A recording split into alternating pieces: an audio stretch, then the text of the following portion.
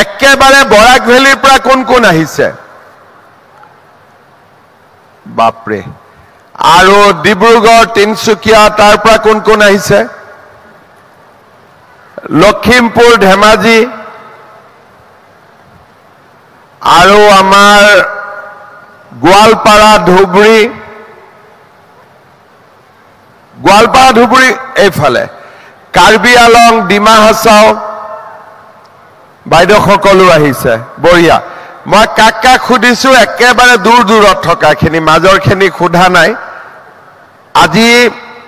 সকলো জীৱিকা সখী বাইদেউ ইয়াত উপস্থিত আছে আমাৰ বাইদেউ সকলক আজি আমি স্কুটি দিম আমাৰ বাবে এটা অতি আনন্দৰ দিন আজি আমি ৯৭০৪ গৰাকী কমিউনিটি কেডাৰ বা জীৱিকা সখী বাইদেউ সকললৈকে আমি স্কুটি আগবঢ়াম জীৱিকা সখী বাইদেউ বলুতে মই পশু সখী কৃষি সখী বেংক সখী বীমা সখী CRP enterprise promotion master book keeper internal member MCP trainer BDSP সকলোকে মই সামৰি লৈছো আজি আমাৰ বাবে আনন্দৰ দিন যে আজি আমি সকলোকে ইয়াতে স্কুটি দিম আৰু আপোনালোকে স্কুটিখন লৈ নিজৰ কাম কৰিবলৈ সক্ষম হ'ব আপোনালোকে জানে যে আমি মহিলা সবলীকৰণৰ ওপৰত আটাইতকৈ গুৰুত্ব দিছো কাৰণ এখন ৰাজ্য যদি আগবাঢ়ি যাব লাগে তাত আটাইতকৈ গুৰুত্বপূৰ্ণ ভূমিকা মহিলাসকলে গ্ৰহণ কৰে আৰু সেই কাৰণে আমি মহিলাসকলক শক্তিশালী কৰিব খুজিছো আৰু তাৰ কাৰণে আমি কেইবাটাও নতুন নতুন আঁচনি মহিলাসকলৰ বাবে গ্ৰহণ কৰিছো নিযুত মইনা হওক অৰুণোদয় আঁচনি হওক আমাৰ পঞ্চায়ত চৰকাৰী চাকৰিত মহিলাৰ সংৰক্ষণ হওক বা মুখ্যমন্ত্ৰীৰ মহিলা উদ্যমিতা অভিযান হওক আমি বিচাৰিছো যে আমাৰ ঘৰখন যেতিয়া পৰিচালনা হয় তাত যাতে মহিলাসকলৰ মন্তব্যকো ঘৰত গুৰুত্ব সহকাৰে লোৱা হয় আৰু কেতিয়া গুৰুত্ব সহকাৰে ল'ব যেতিয়া মহিলাসকলক আমি সবলীকৰণ কৰিব পাৰিম আজি অংগনবাদী কৰ্মী সহায়িকা মিড ডে মিল ৱৰ্কাৰ জীৱিকা সখী বেংক সখী পশু সখী গোটেই আমাৰ কমিউনিটি কেডাৰ এই আশা কৰ্মী এই ধৰণে আজি আমি অসমত এছাম নতুন মহিলাৰ আৰম্ভণি কৰিছো মহিলা ওলাই আহিছে যিসকল আজি সমাজৰ আদৰ্শ ৰূপে পৰিগণিত হৈছে আজি আমাৰ এই জীৱিকা সখী পশু সখী বেংক সখী আপোনালোকৰ কাৰণে আজি অসমত 40 লাখ মহিলা আত্মসহায়ক গোটৰ সদস্য হ'ব পাৰিছে আৰু আপোনালোকৰ কাৰণে এই 40 লাখ মহিলা আগবাঢ়ি গৈছে তেওঁলোকে বেংকৰ পৰা লোন পাইছে আৰু লাহে লাহে এই মহিলাসকলে নিজকে সবলীকৰণ বা নিজকে শক্তিশালী অনুভৱ কৰিছে এগৰাকী মহিলা আত্মসহায়ক গ্ৰুপলৈকে আহিছে 10 জনী মহিলাৰ লগত একেলগে কাম কৰিছে আৰু কৰবাত নহয় কৰবাত নিজকে শক্তিশালী অনুভৱ কৰিছে মই আজি আপোনালোকক ধন্যবাদ জনাম যে আপোনালোকৰ প্ৰচেষ্টাত আমাৰ অসমৰ 3 লাখ আত্মসহায়ক গোটে 556 কোটি টকাৰ ৰিভলভিং ফাণ্ড পাইছে 2 লাখৰো অধিক আত্মসহায়ক গোটে আজি 1089 কোটি টকাৰ সামূহিক বিনিয়োগ পুঁজি পাইছে আৰু সকলোতকৈ ডাঙৰ কথা যে আপোনালোকৰ কাৰণে আজি বেংকৰ পৰা আমাৰ আত্মসহায়ক গোটৰ বাইদেউসকলে 16,000 কোটি টকা লোন পাবলৈ সক্ষম হৈছে ই সহজ কথা নহয় আৰু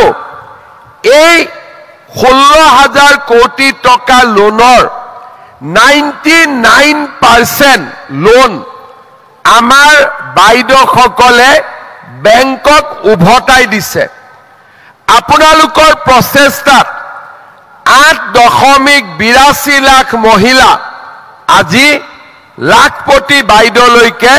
ৰূপান্তৰ হৈছে ই সাধাৰণ কথা নহয় ই এটা বহুত ডাঙৰ সফলতা ইয়াৰ লগে লগে আজি আমাৰ প্ৰচেষ্টা হৈছে যে এই আত্মসহায়ক গোটৰ 40 লাখ মহিলাকে আমি কেনেকৈ লাখপতি বাইদেউ কৰিব পাৰো মই আপোনালোকক ধন্যবাদ জনাইছো যে আমাৰ মুখ্যমন্ত্ৰীৰ মহিলা উদ্যমিতা আঁচনিখনৰ কাৰণে আপোনালোকে যোৱা কেইটামান মাহত যথেষ্ট কষ্ট কৰিলে আজি আমি এই পুঁজি বিতৰণৰ কাম আৰম্ভ কৰিছো বিহালীত আমি দিলো আমি নলবাৰীত দিলো জাগিৰোডত দিলো মাৰ্ঘেৰিটাত দিলো অহা পৰহি দিনাখন আমি বৰাক উপত্যকাৰ পাথাৰকান্দিত দিম হোজাইত দিম ঢেকিয়াজুলিত দিম এনেকে এটা সমষ্টিত আমি মিটিং কৰি সকলো মহিলাকে মুখ্যমন্ত্ৰীৰ মহিলা উদ্যমিতা অভিযানৰ পুঁজি আমি বিতৰণ কৰিম আপোনালোকক মই এটা কথা ক'ব খোজো এগৰাকী মহিলাৰ দুটা পৰিচয় আছে এটা হ'ল ব্যক্তি হিচাপে আৰু এটা হ'ল মোৰ আত্মসহায়ক গোট হিচাপে আমি চেষ্টা কৰিছো যে আমাৰ মহিলাসকলে গ্ৰুপটো লোন লওক আৰু ব্যক্তি হিচাপেও তেওঁলোক আগবাঢ়ি যাওক আজি মুখ্যমন্ত্ৰীৰ মহিলা উদ্যমিতা অভিযানত আমি তেওঁলোকক প্ৰথমে 10,000 কৈ টকা দিম এই 10,000 টকা আমি যদি একলগ কৰো গ্ৰুপত একলাগ হয় গ্ৰুপৰো নামত টকাটো ব্যৱহাৰ কৰিব পাৰো বা আমি 10,000 টকা ব্যক্তিগতভাৱেও আমি ব্যৱসায়ত লগাব পাৰো অহা বছৰ এই মহিলাসকলক আমি 25,000 টকা আমি দিম কিমান দিম 25,000 টকা দিম ইয়াৰ 12,500 আমি বেংকৰ পৰা দিম 12,500 চৰকাৰে ৰাজ সাহায্য হিচাপে দিব আৰু এই লোনত কোনো সুদ নাথাকে তাৰ মানে 12,500 চৰকাৰে দিলে ফ্ৰী আৰু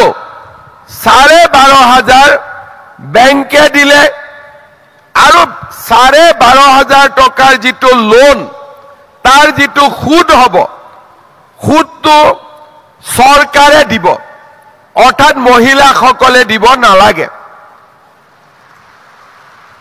জীৱিকা সখী বাইদেউসকলে কিমান পাব এইবাৰ পাইছে 15,000 আৰু অহাবাৰ জীৱিকা সখী বাইদেউসকলে পাব 40,000 এই 40,000ৰ 20,000 বেংকৰ লোন হ'ব 20,000 আমি দিম আৰু 1 টকাৰো সুদ আপোনালোকে দিব নালাগে। তাৰ মানে আমি জীৱিকা সখী বাইদেউ আৰু গ্ৰুপ আৰু ব্যক্তিগতভাৱে আইসকল সকলোকে আমি আগবঢ়াই নিব খুজিছো। কিন্তু মই এটা কথা আপোনালোকক কম, আমাৰ 19,000 সখী আছে, জীৱিকা সখী, বেংক সখী, পশু সখী গোটেই মিলি মোক অফিসে কৈছে যে 14,000 মহিলাক আমি জীৱিকা সখীক মহিলা উদ্যমিতাৰ টকা দিব পাৰিম, বাকি